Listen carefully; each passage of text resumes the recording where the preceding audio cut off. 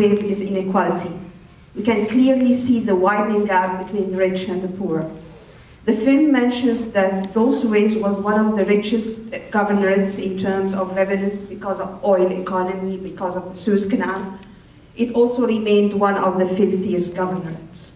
We saw in the film how purified water went to the Sukhna, where we have the beach houses of the rich, and not to the Suezes. The Egyptian man was sucked in this whirlpool, finding himself fighting for the basic means of life. During this wave, we also witnessed Egypt more and more turning into a police state. This was symbolized in the film by turning the orphanage to the Arbaeen police station that became well known by corruption and torture. At the same time corruption and torture were happening at the police station, the picture of the Suez on the graffiti in the film was the picture that the Mubarak media was always trying to picture to the world, but it's not the true story. Then came the third wave of the film as well, the high tide. Right after the fall of Mubarak, during this wave, rumors spread to create terror and suspicion. Suspicion from everyone. Factionalism among the revolutionary groups started to appear. Then came the fourth wave, the recession of the revolution and the feeling of being lost. Not the last wave, the Simsimiyya, which is the type of music very well known in Suez, bringing some glimpses of hope with it. Maybe Ahmed Noor ended with the Simsimiyya in the film because the film was done before seeing all what's happening these days in Egypt. Here ends the film, and here our story continues. The revolution was a tremendous wave that was cracked down before reaching shore. I'll go back in time to the moments right after the revolution and after the euphoria of deposing a dictator that stayed for 30 years went down. And I'll call this wave the open sea. This wave, the open sea, goes from right after deposing former President Mubarak in February 2011 to the coup that occurred in 2013. In an open sea, you find turbulent waves that hit and crash each other. We could notice this in the practices of almost every revolutionary faction at the time. It was an open sea because the practice of politics was new for all revolutionary factions. No one was allowed during the time of Mubarak to get to know the details of the deep state. It was a period of trial and error, a period where different groups had different views and tactics on how to proceed with the revolution.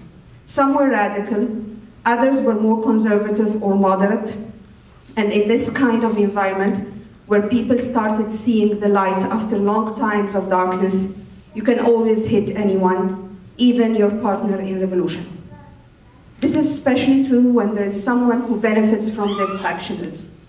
We later knew that this someone was CAF, or the Supreme Council of Armed Forces, who was always using the divide and rule strategy to turn the revolutionary factions against each other. It unfortunately showed later that SCAF was the only actor who had a clear strategy and who was in control of all the threats. In the middle of this open sea, we nevertheless saw the light.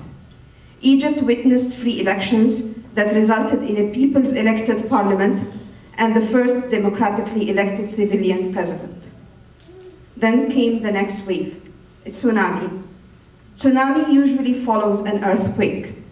The military coup d'etat that occurred on the 3rd of July 2013, supported by the forces of the counter-revolution, was the earthquake that shook the ground underneath the revolution and wobbled its pillars. The elected president was overthrown. The remainder of the parliament was dissolved, mainly the upper house because the lower house was dissolved at some earlier time. The constitution that was agreed upon by the people through a referendum was suspended and TV channels were shut down. The earthquake was followed by a tsunami on the 14th of August 2013, during the dispersal of the Rabaa sit-in, which witnessed the worst massacre ever in the history of Egypt. On a single day, more than 1,000 peaceful protesters were killed by the security forces. A massacre that was described by Human Rights Watch that it amounts to crimes against humanity. And I'm here quoting Kenneth Ross, Executive Director of Human Rights Watch. Quote, "In Rabat Square, Egyptian security forces carried out one of the world's largest killings of demonstrators in a single day in recent history. This wasn't merely a case of excessive force or poor training. It was a violent crackdown planned at the highest levels of the Egyptian government. Many of the same officials are still in power in Egypt and have a lot to answer for." End of quote. Then, a wave after that, the ongoing process of drying the land. Since the coup occurred, there is an ongoing process of drying the flow of the revolution and killing its roots to turn the land barren. And I'm here mentioning some of the features of this process of drying the land that is led by the counter-revolutionary forces and the coup government. Not a single person was held accountable for all the killings of protesters that occurred since the beginning of the revolution till now. Prominent figures against which the revolution occurred were released, mainly former President Mubarak and his Interior Minister Habib al-Adli. Ongoing killings of protesters happen every day in the streets of Egypt.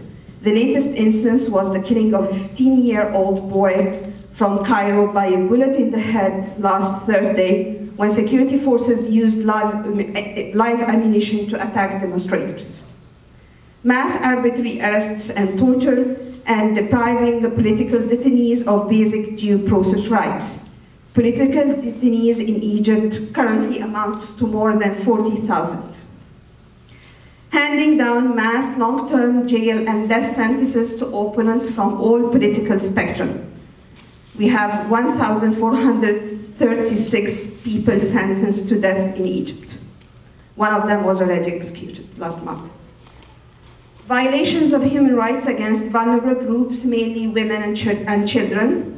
We have 127 young girls and women condemned to 714 years behind the bars. 50 cases of rape were reported occurring in police stations and army vehicles. A woman is sentenced to death for political views, first time ever to happen in Egypt. And 984 cases of torture against children were reported.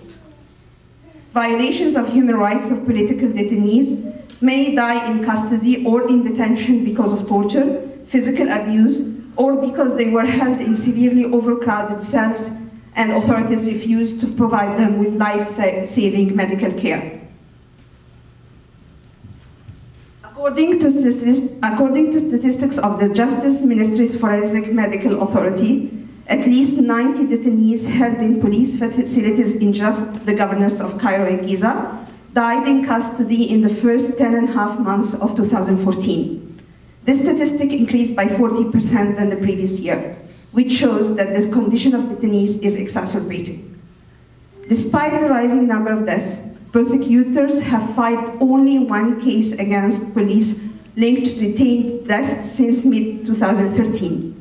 This stemmed from an August 18, 2013 incident in which 37 detainees died after police fired a tear gas canister into a prison van, in which they were confined at Abu Zabal prison. The judge convicted 4 officers, but an appeals court ordered them to be retried.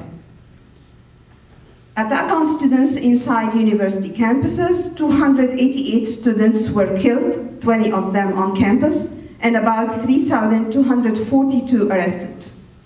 Attack on freedom of the press, 12 journalists were killed and 92 detained. And under the pretext of fighting terrorism, the military launched a total war against civilians in Sinai, which resulted in the deaths of 233 people, the demolition of 2,044 houses, and the arrest of 183,000 people of Sinai. These scores are not just numbers. Behind every single number is a sad story of a family that lost a loved one. and of a human being who is still suffering because he dared saying that he wanted to be free and to live a decent life. But as Captain Ghazali, the leader of the opposition and the resistance movement in Suez, said at the end, people can't be beaten. This ongoing process of drying the land is not working because the land became soaked with blood, and blood never dries. The revolution is still going on. It's still in the streets, in the houses, and in the hearts of the revolutionaries. One day we will witness the last wave. This wave will be a flood that will wipe all injustice and corruption and will reveal a new future for Egypt. Thank you.